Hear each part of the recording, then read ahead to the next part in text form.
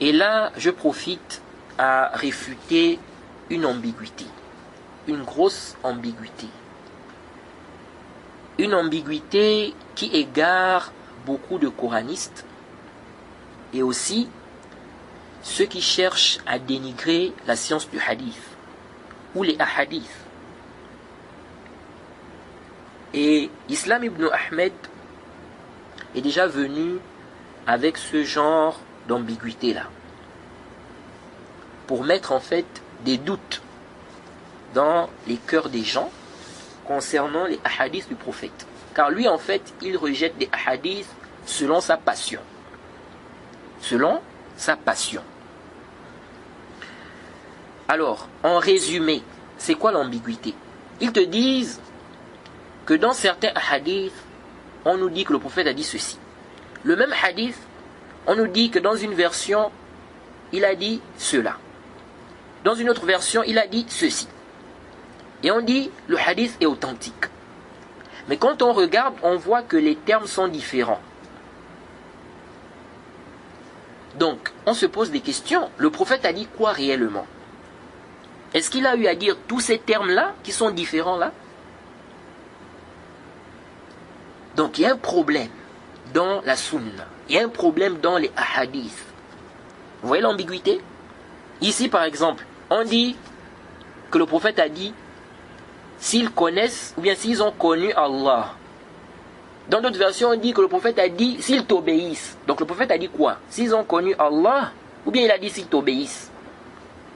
Et je profite à rappeler ce hadith que Abdul Majid avait cité dans une de ses conférences. I'rifuni qabla an ta'buduni fa kayfa ta'buduni wa antum la ta'rifuni. Ça c'est un faux hadith. Hein? Connaissez-moi avant de m'adorer. Comment vous allez m'adorer sans me connaître? Jade, c'est un faux hadith. C'est un hadith inventé. Et ce n'est pas la première fois qu'Abdul Majid Kassogbia invente des hadiths, n'est-ce pas, en attribuant cela au prophète Mohammed sallallahu alayhi wa sallam. Donc c'est un faux hadith. Bref, donc le prophète a dit quoi? Il a dit s'ils ont connu Allah, ou bien il a dit s'ils t'obéissent. Vous voyez? C'est ça en fait l'ishkal ici, l'ambiguïté qu'ils apportent. Alors, cette ambiguïté en réalité est complètement batilun. Nous disons ceci, intabihu. Le prophète Mohammed sallallahu alayhi wa sallam, lorsqu'il dit quelque chose, ok, ceux qui rapportent les propos du prophète Mohammed sallallahu alayhi wa sallam peuvent rapporter ces propos par le sens. Jade. Donc, ça veut dire quoi? Ça veut dire qu'il est possible que les rapporteurs citent la parole du prophète, ok, mais par le sens. Donc, ils vont changer des termes en utilisant d'autres termes qui ont le même sens. Jade? Car le but, c'est quoi? Le but, ce sont les propos du prophète ou bien ceux qu'il veut nous faire comprendre. C'est pourquoi des savants ont permis de rapporter les hadiths du prophète. Des savants ont permis de rapporter des hadiths du prophète par le sens. Mais ils ont mis des conditions. Ce n'est pas n'importe qui peut rapporter les hadiths du prophète par le sens. Ils ont mis des conditions. Et on a parlé de cela dans le Nuzha. Il faut que la personne soit, n'est-ce pas, une personne qui connaît bien la langue arabe. Donc, quand elle va mentionner le hadith ou le récit par le sens, elle ne va pas modifier le sens qui est visé. Parce que si la personne ne connaît pas, la personne peut utiliser des termes qui vont donner d'autres sens. Celui qui connaît bien la langue arabe, s'il rapporte le récit par le sens, il va rapporter, n'est-ce pas, le récit avec des termes qui ne vont pas faire sortir ou bien qui ne vont pas déformer le sens des propos, n'est-ce pas, du prophète Mohammed sallallahu alayhi wa sallam. Et parmi les conditions, il ne faut pas que ça soit dans les azkar. Parce qu'on adore Allah avec les azkar là. Jade. Donc les azkar, on ne doit pas les citer selon le sens, non. On doit dire ce que le prophète a dit, les termes exacts. Parce qu'on adore Allah avec ça. Il y a des preuves qui prouvent cela. On avait parlé de cela dans le Nuzha. Alors nous disons cette ambiguïté est complètement nulle. Lèche, pourquoi? Tout d'abord, parce que le fait que des termes soient différents, si le sens est le même, ceci ne cause aucun problème. On ne perd pas ce que le prophète a voulu nous dire, étant donné que le sens est le même. Jade. Donc si on rapporte le récit, la parole du prophète par le sens, ok, on n'a pas rapporté ces termes, c'est-à-dire les termes textuellement, mais on rapporte le même sens sans modifier le sens des propos du prophète, il n'y a aucun problème ici. Il n'y a aucun problème. C'est pourquoi Ibn Hazm dit quoi? Ibn Hazm dit, Ibn Hazm dit, il dit dans Al-Ihkam fi Usul al-Ahkam, au tome 1, page 139, il dit ليس اختلاف الروايات عيبا في الحديث إذا كان المعنى واحدا لأن النبي صلى الله عليه وسلم صح عنه أنه إذا كان يحدث بحديث كرره 3 مرات فنقل كل إنسان بحسب ما سمع فليس هذا الاختلاف في الروايات مما يوهن الحديث إذا كان المعنى واحدا. Ibn Hazm dit les différences ou les divergences dans les narrations ne constituent pas un défaut dans le hadith si le sens est le même, car c'est prouvé de façon authentique que lorsque le prophète citait un hadith, il le répétait 3 fois. Et ça c'est venu dans des hadiths. Il dit, chacun rapporte donc par rapport à ce qu'il a entendu. Cette divergence dans les narrations ne rend pas le hadith faible si le sens est le même. Vous voyez? Donc du moment où le sens est le même, où est l'ishkal? Où est l'ishkal? Si on mentionne le même sens, c'est juste qu'on a utilisé d'autres termes. Il n'y a pas d'ishkal. Il n'y a pas d'ishkal. Et Ibn Hazm a dit quelque chose ici d'important.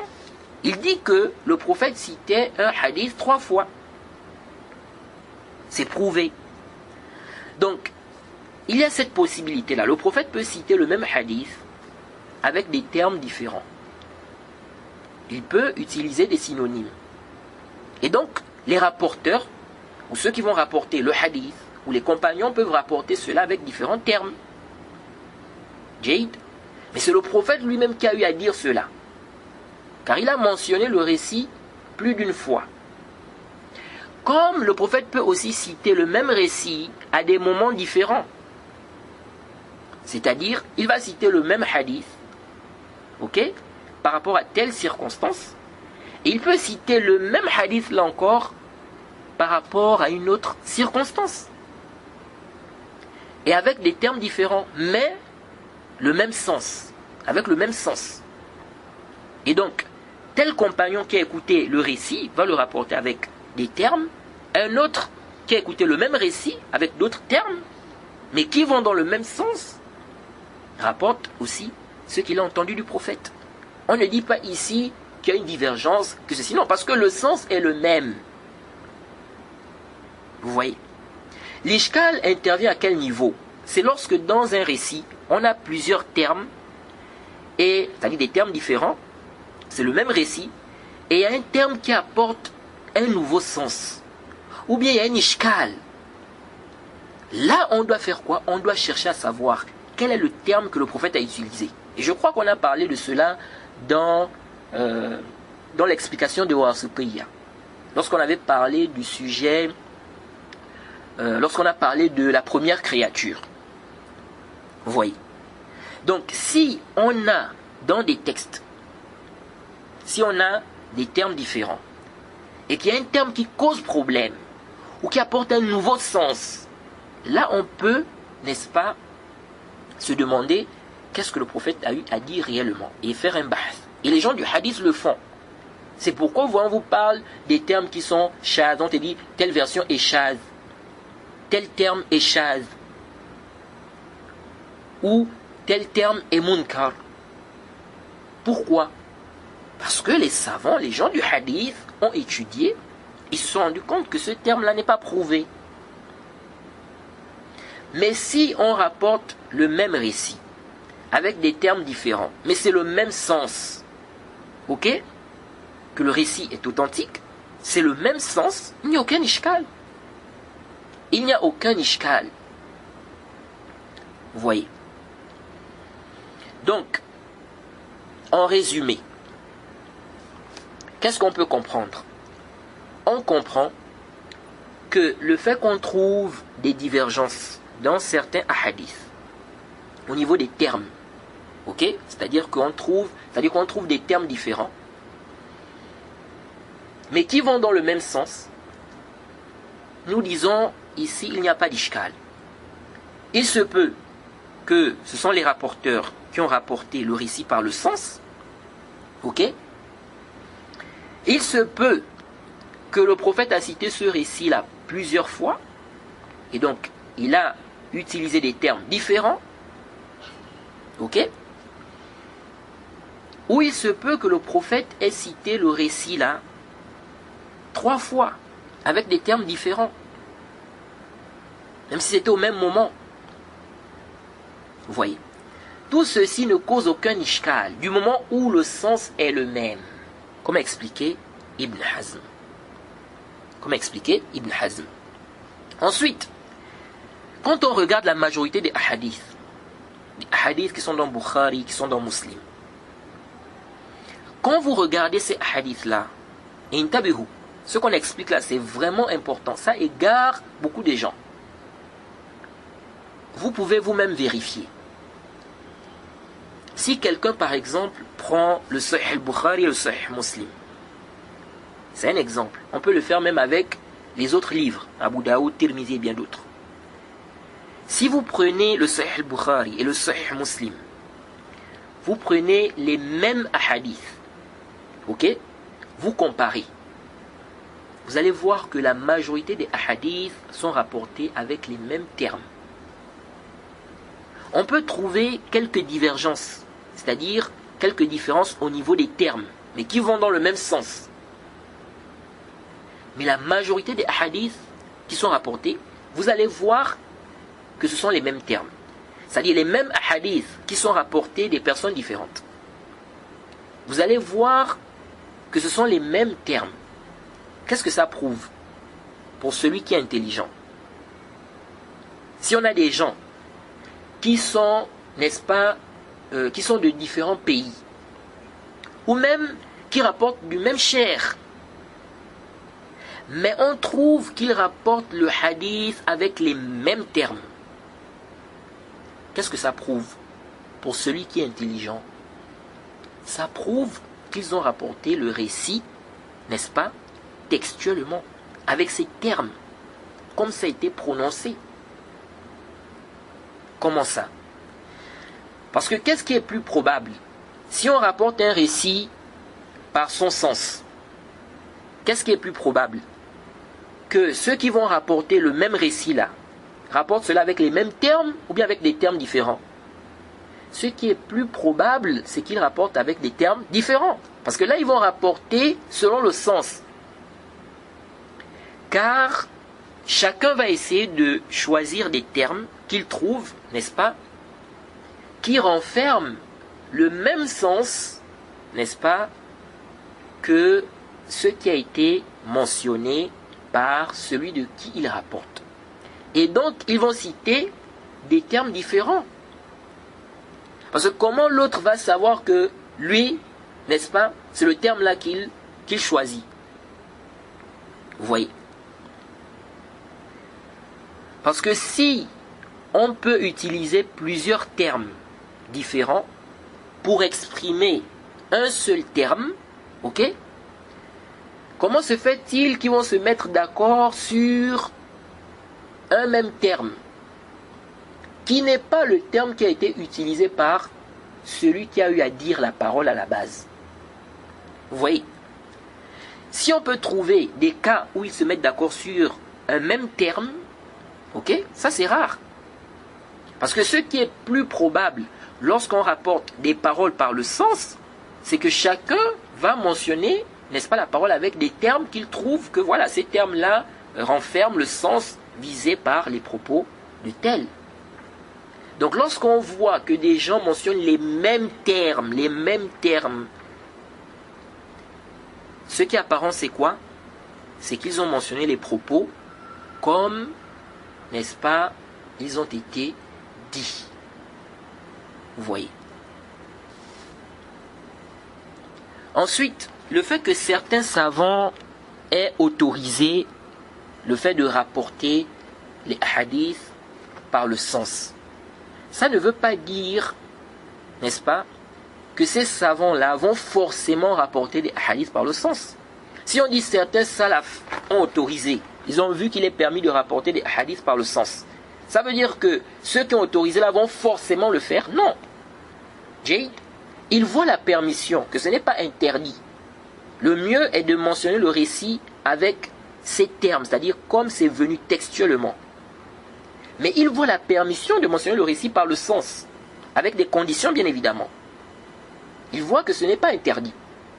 Donc le fait qu'ils voient que ce n'est pas interdit, ça ne veut pas dire qu'ils vont forcément le faire. Ensuite, quand on dit que le récit a été rapporté par son sens, ça ne veut pas forcément dire que tout le récit est rapporté par le sens. Non. On peut dire cela, mais on vise par là qu'il y a certains termes dans le récit qui sont cités par le sens. Et il y a d'autres termes qui ont été mentionnés textuellement, comme ils ont été dits. Vous voyez. Et dans les hadiths même, on peut trouver un hadith, c'est juste un mot qui a été cité par le sens, ou une phrase. Donc il ne faut pas prendre cela comme étant une base pour dire par exemple que les hadiths sont rapportés que par le sens. Non.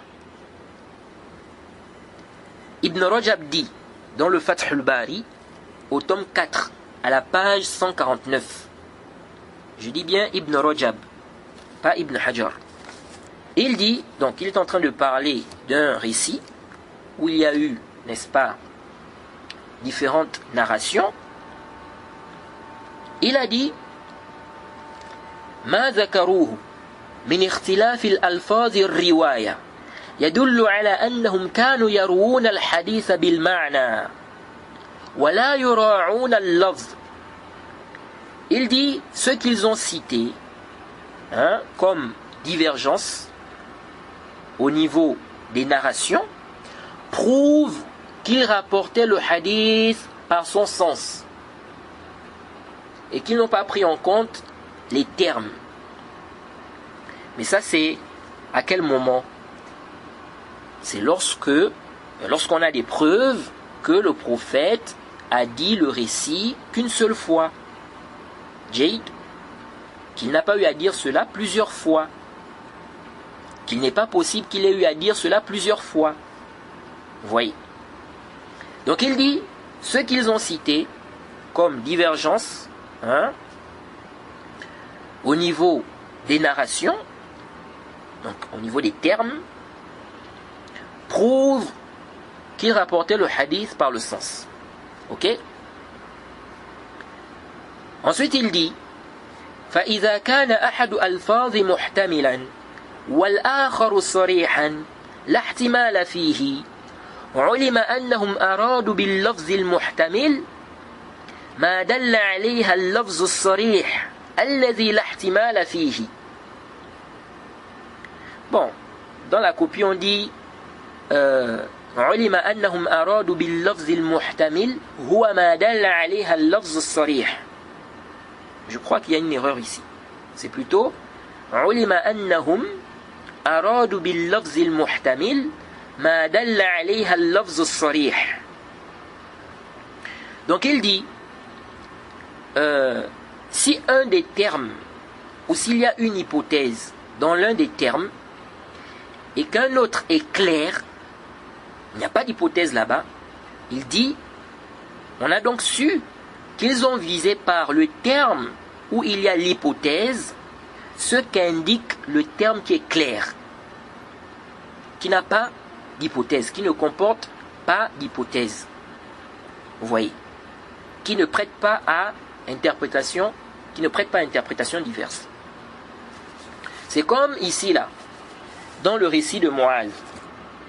Dans une version on dit que la première chose vers laquelle tu les appelles soit l'adoration d'Allah. Certains gens de science ont expliqué l'adoration d'Allah ici par les autres versions où on dit qu'il doit leur demander d'attester. Ils ont expliqué que ce qui est visé ici c'est l'attestation, Jayd, le tawhid. Vous voyez. Donc, ils ont fait comprendre donc que ce qui est visé ici, c'est ce qui est cité clairement dans d'autres versions. Bref. Donc, Ibn Rajab dit, si on a un terme qui n'est pas clair, et dans des versions, on a un terme qui est clair, ok?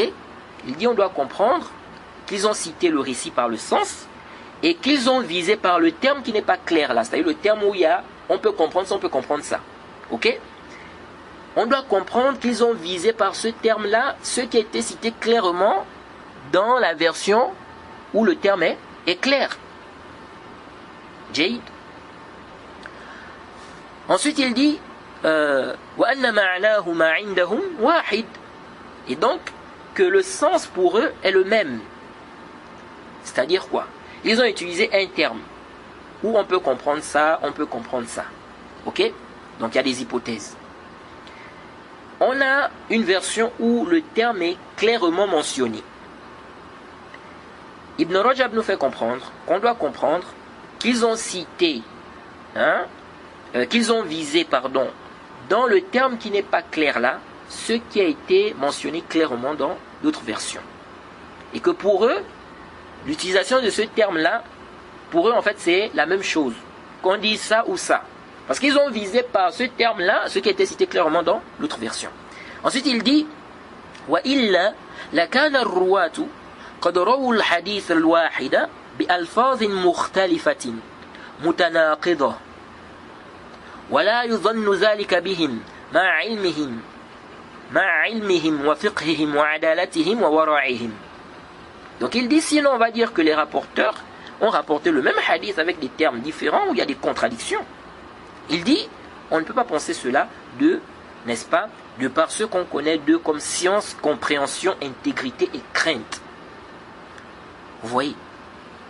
Donc, Ibn Rajab a très bien éclairci la chose. Ensuite, Al-Qurtubi a dit une parole magnifique.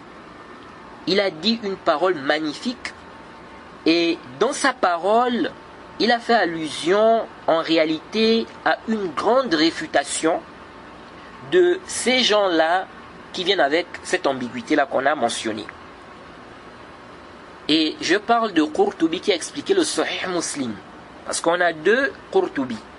On a Qurtubi l'exégète, ok, qui se nomme Abu Abdillah.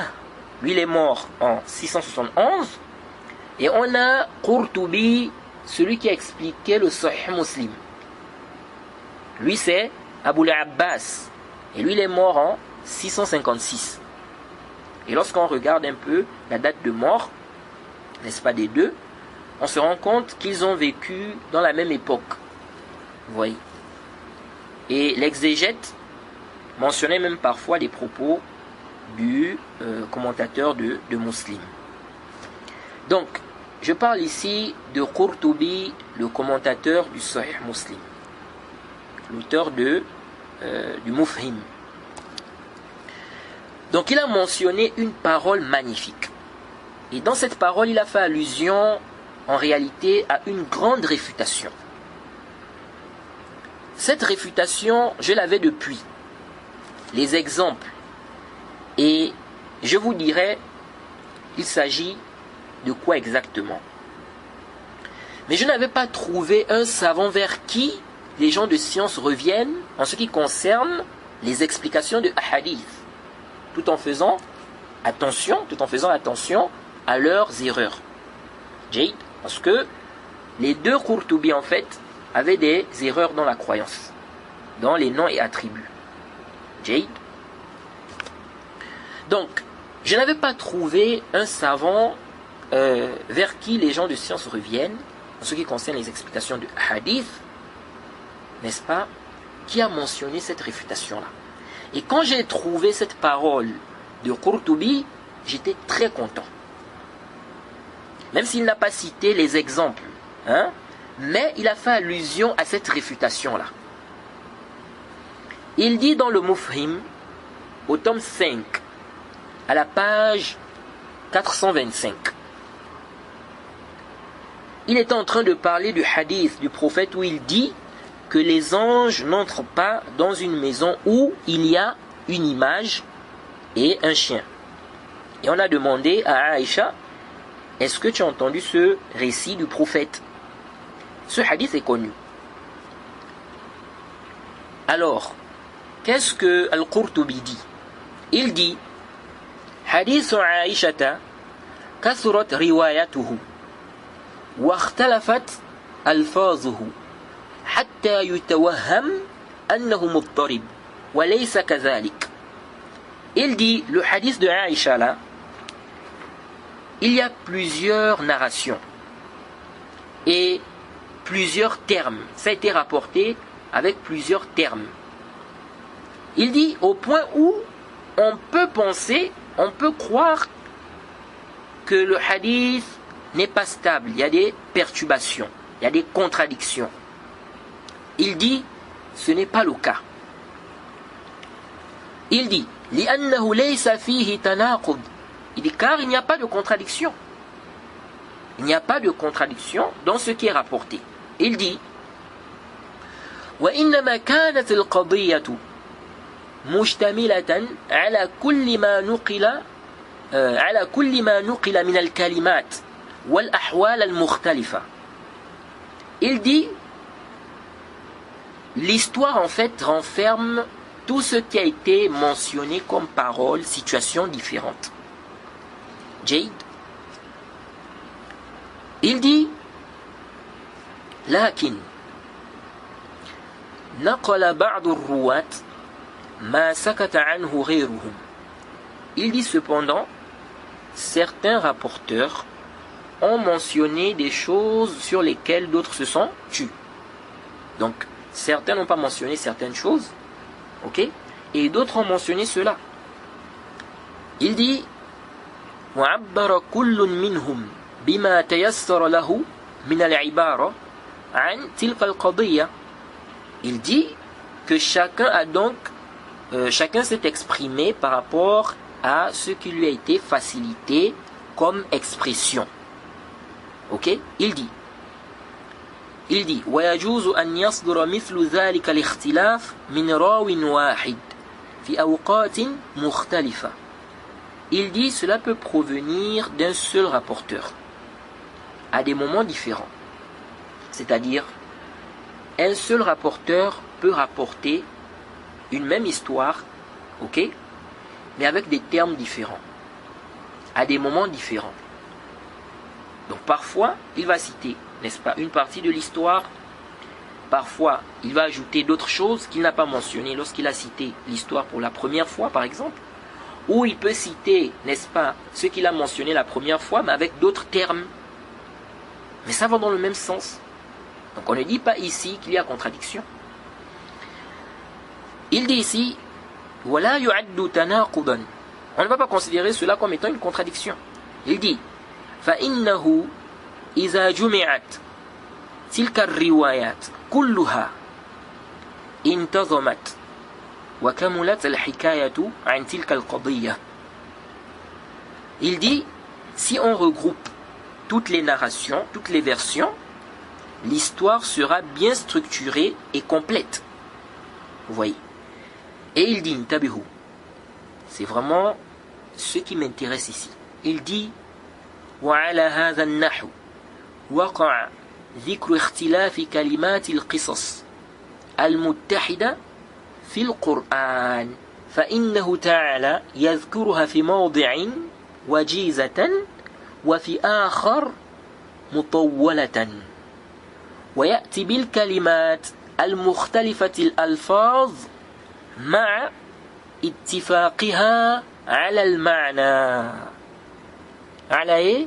على المعنى. فلا ينكر مثل هذا في الأحاديث. Il dit donc, et cela est semblable aux différences qu'on peut trouver dans les propos relatant la même histoire dans le Coran. Il dit quoi?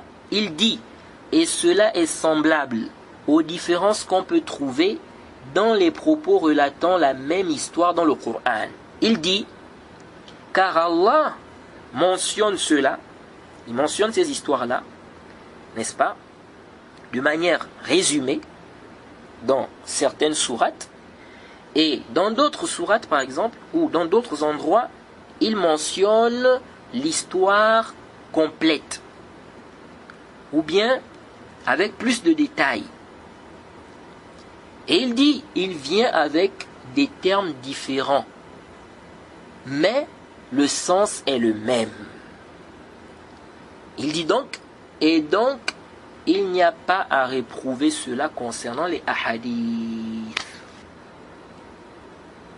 Donc, Al-Qurtubi veut nous faire comprendre quoi ici?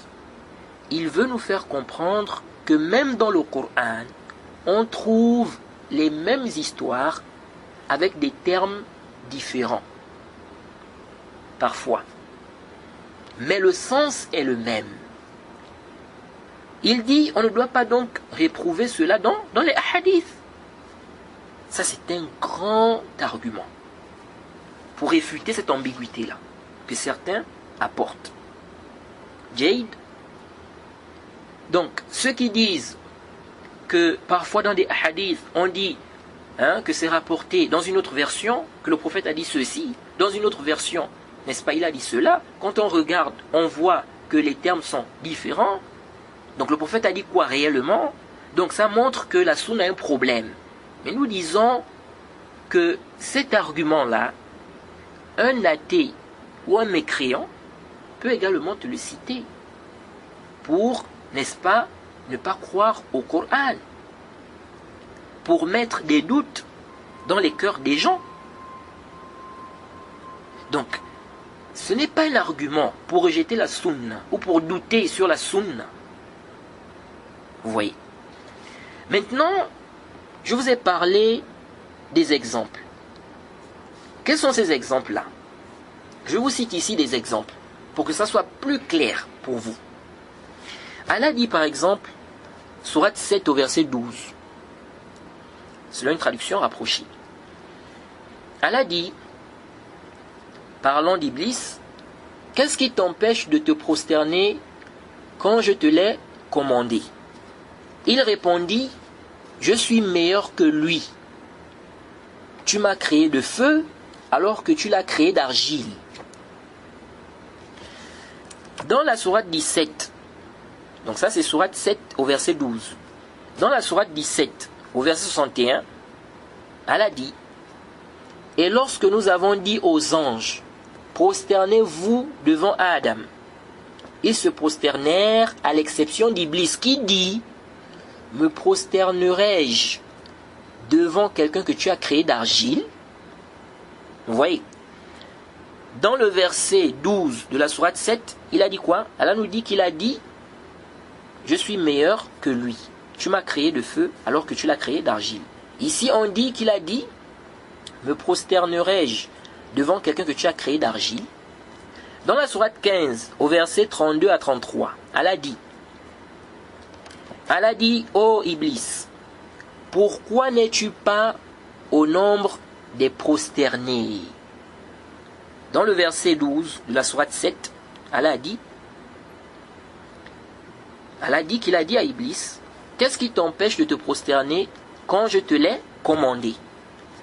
Dans la sourate 15, versets 32 à 33, Allah dit qu'il a dit à Iblis, ô Iblis, pourquoi n'es-tu pas au nombre des prosternés?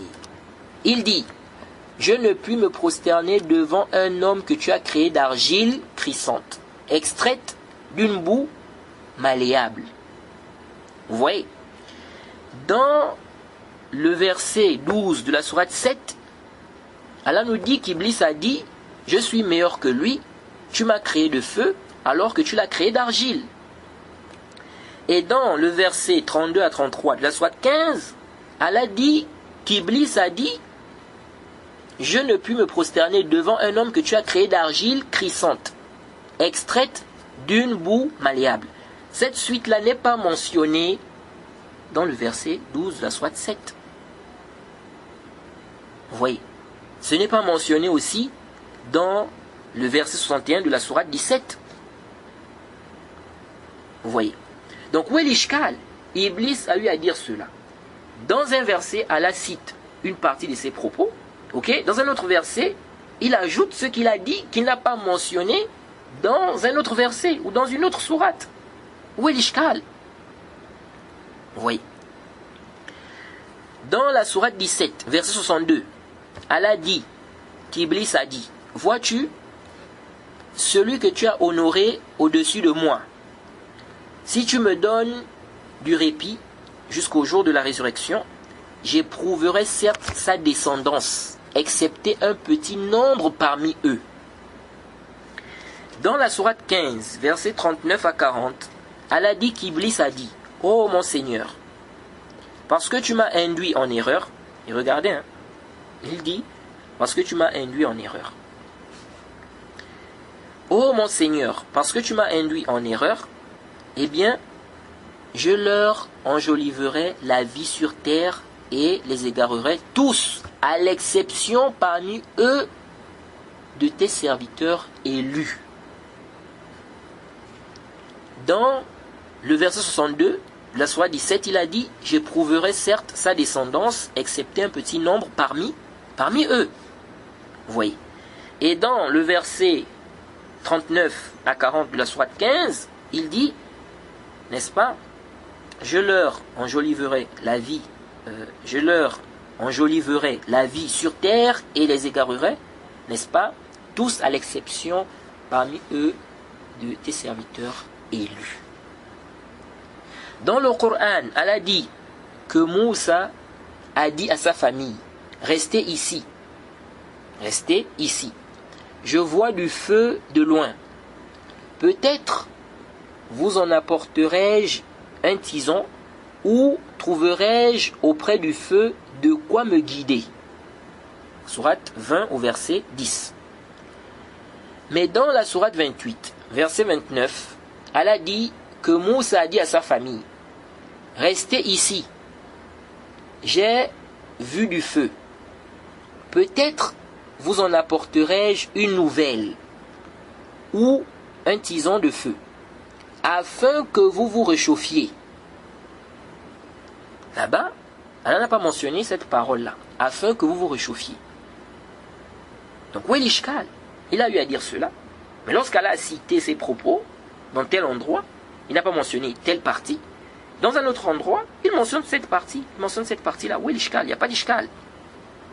Dans la sourate 27, au verset 7, Allah dit, donc rappelle, quand Moussa dit à sa famille, j'ai aperçu un feu, je vais vous en apporter des nouvelles, ou bien je vous apporterai un tison allumé afin que vous vous réchauffiez. Donc comment comprendre? On dit quoi? Ce sont des contradictions. Parce que dans les versets que j'ai cités là, certaines phrases ont été mentionnées, n'est-ce pas, avec des termes différents. Mais on voit que c'est le même sens. Comment comprendre? On dit que ce sont des contradictions. Non. Vous voyez. Alors, comment comprendre cela? Al-Qurtubi nous a donné déjà une réponse. Ok? Il a expliqué que Allah peut citer une histoire de manière résumée dans un endroit, et puis dans un autre endroit, il mentionne l'histoire, n'est-ce pas, totalement, ou bien avec plus de détails. Vous voyez? Car il veut faire ressortir telle ou telle chose par rapport à telle circonstance. Vous voyez?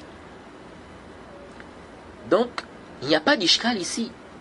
C'est comme ça qu'il faut comprendre cela. Concernant l'histoire d'Iblis, ou bien, n'est-ce pas, l'histoire de Moussa, ou d'autres histoires.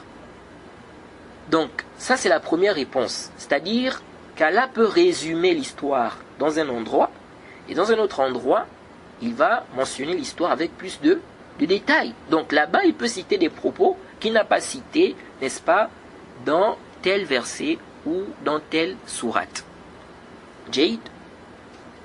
Donc on ne doit pas dire ici que mais qu'est-ce que Moussa a eu à dire réellement?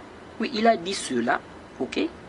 Sauf qu'Allah a mentionné une partie de ses propos dans tel endroit et une autre partie, n'est-ce pas? Ou bien il a mentionné ses propos avec, n'est-ce pas, la suite dans une autre partie. Ça c'est la première réponse. Donc cela peut également se retrouver dans des hadiths. Où est l'ishkal? On ne doit pas parler de contradiction ici.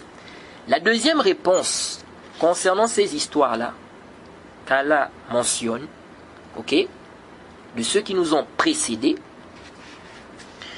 c'est quoi? C'est qu'il va sans dire que ces gens n'ont pas eu à dire ces propos-là en langue arabe. Donc l'arabe qui se trouve dans le Coran. Allah peut donc mentionner cela selon le sens et non avec les mêmes mots qu'ils ont utilisés, n'est-ce pas? Du moment où le sens est le même. Ça ne change pas le sens de ce qu'ils ont eu à dire. Donc c'est ce qui explique aussi ces différences au niveau des termes. Mais le sens est le même. Si vous lisez bien ces histoires, même tout ce qu'on a cité là, vous allez voir qu'il y a, n'est-ce pas, des différences au niveau de quoi? Il y a des différences au niveau des phrases. Vous allez voir qu'il y a des différences au niveau des phrases, mais le sens est le même. Jade. Donc, on peut dire ici qu'Allah a mentionné leurs propos selon le sens. Car on peut dire la parole d'un tel si ce sont ses termes. Et on peut aussi dire la parole d'un tel même si les termes ne viennent pas de lui, mais à condition que ces termes-là expriment le sens exact de ses propos. Ça ne déforme pas ce qu'il a voulu dire. Et à condition aussi qu'on ait un indice qui nous permet de dire que ce sont ses propos selon le sens. Car à la base, si on dit la parole d'un tel, c'est-à-dire que ce sont ses propos. Et c'est même le plus grand argument du Cheikh Ibn Uthaymin, selon ce qui m'est apparu, et Allah est le plus savant. Lorsqu'il parle du hadith Qudsi, le hadith divin, est-ce qu'on dit que la parole, c'est la parole d'Allah? Ou bien on dit que c'est la parole du prophète? Il rapporte ici selon le sens. Le sens vient d'Allah. Mais les propos sont les propos du prophète. On a parlé de cela dans, n'est-ce pas, lorsqu'on a parlé des mérites du jeûne. Et on va revenir sur cette question dans le Kitab Tawhid. Bref. Donc, je disais tantôt qu'on peut, n'est-ce pas, dire la parole d'un tel, même si les termes ne viennent pas de lui, mais à condition que ces termes-là expriment le sens exact de ses propos. Ça ne déforme pas ce qu'il a voulu dire. Et à condition aussi qu'on ait un indice qui nous permet de dire que ce sont ses propos selon le sens. Jade. Par exemple, Mohammed dit « Je vais me doucher ». Quelqu'un qui veut rapporter ses propos à d'autres personnes, il peut dire Mohammed a dit, je vais prendre une douche. Il a dit qu'il va prendre une douche. Il n'a pas déformé le sens des propos de Mohammed ici. Car le but, c'est le terme utilisé ou bien c'est le sens. Ce qu'il veut dire. Donc, même si on le dit avec d'autres termes, le but est atteint. Vous voyez. Mais attention, il ne faut pas que si on change ces termes, on apporte un terme qui apporte un nouveau sens qu'il n'a pas visé. Jade, ou bien on déforme ses propos. Vous voyez. Et c'est pour cela que la parole qui a été changée au niveau des termes et non au niveau du sens, on peut l'attribuer à celui qui a changé les termes. On peut dire que c'est sa parole, car c'est lui qui a formulé ces mots-là. Si on revient à l'exemple qu'on a cité, supposons que celui qui a rapporté les propos de Mohammed par le sens se nomme Isa. On peut dire la parole de Isa, Mohammed a dit, je vais prendre une douche. Mais on attribue la parole par rapport au sens à celui qui l'a dite au départ. Donc, on peut aussi dire la parole de Mohammed par rapport au sens. Donc, c'est la parole de Isa par rapport au terme et c'est la parole de Mohammed par rapport au sens. Je ne sais pas si je me fais comprendre. C'est pourquoi ces paroles-là qui sont citées dans le Coran, relatant ce que ceux qui sont passés ont dit que c'est la parole d'Allah par rapport aux termes, aux lettres. Car ce ne sont pas les termes-là et la structure-là qui ont été utilisés par ceux à qui ces paroles ont été attribuées. Vu qu'ils n'ont pas dit cela en langue arabe. Donc, par rapport aux termes, à la structure, on dit que ce sont les paroles d'Allah. Mais par rapport au sens, on attribue cela à ces personnes-là. Jade, c'est pour cela que le Lajnatud Da'ima, le comité permanent des savants d'Arabie, le Lajnatud Da'ima a dit, on peut utiliser le terme parole pour parler des termes ou du terme et du sens ensemble. Comme on peut l'utiliser pour parler d'un des deux, s'il y a un indice. S'il y a un indice. Donc, on peut dire c'est sa parole par rapport au sens. Ils ont dit, celui qui rapporte la parole d'autrui sans falsifier le sens ou sans changer le sens et sans changer les lettres, la structure, n'est que quelqu'un qui informe. C'est un transmetteur. La parole est celle de celui qui l'a dite au départ. Mais s'il change les lettres, la structure, tout en préservant le sens, on lui attribue les termes, les lettres et le sens. Et on attribue la parole par rapport au sens à celui qui l'a dite au départ. Donc, celui de qui on rapporte les propos selon le sens. Ils disent, et entre dans cela, ce qu'Allah mentionne concernant les communautés précédentes, telles que sa parole, Moussa lui dit, je cherche auprès de mon Seigneur et le vôtre protection contre tout orgueilleux qui ne croit pas au jour du compte. Sourate 40 au verset 27. Et sa parole, et Pharaon dit, ô Haman, bâtis-moi une tour, peut-être atteindrai-je les voies des cieux. Sourate 40 au verset 36 à 37. Ils disent, ces deux-là, on dit que c'est le Coran. On attribue cela à Allah. Disons que c'est sa parole par rapport aux lettres, à la structure. Car ça vient d'Allah et non de Moussa et Pharaon.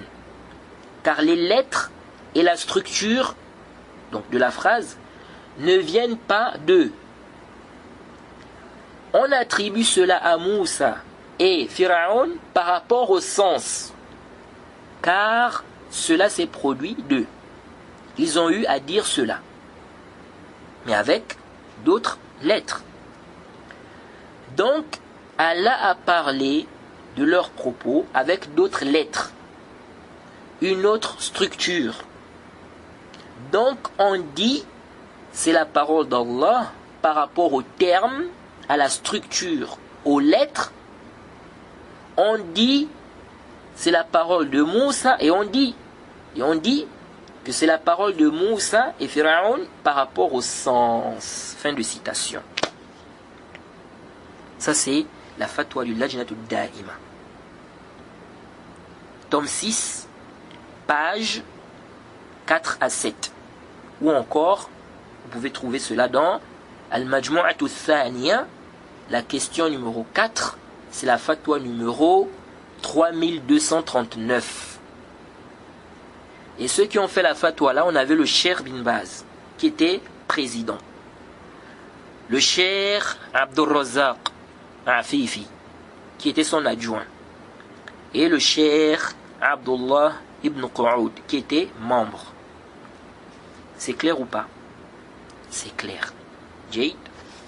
Donc voilà un peu ce qu'on peut dire par rapport à cette question, n'est-ce pas, de narration où on trouve des termes différents. Jade, j'espère que j'ai été clair et que j'ai expliqué la chose de façon claire. On demande qu'Allah nous accorde la compréhension. Celui qui n'a pas bien compris, il peut réécouter, demander à Allah de faciliter la compréhension, ou peut-être chercher à me contacter pour qu'il soit plus édifié. Mais, Wallahu a'lam, j'espère bien que j'ai bien expliqué la chose. Donc on s'arrête d'abord ici.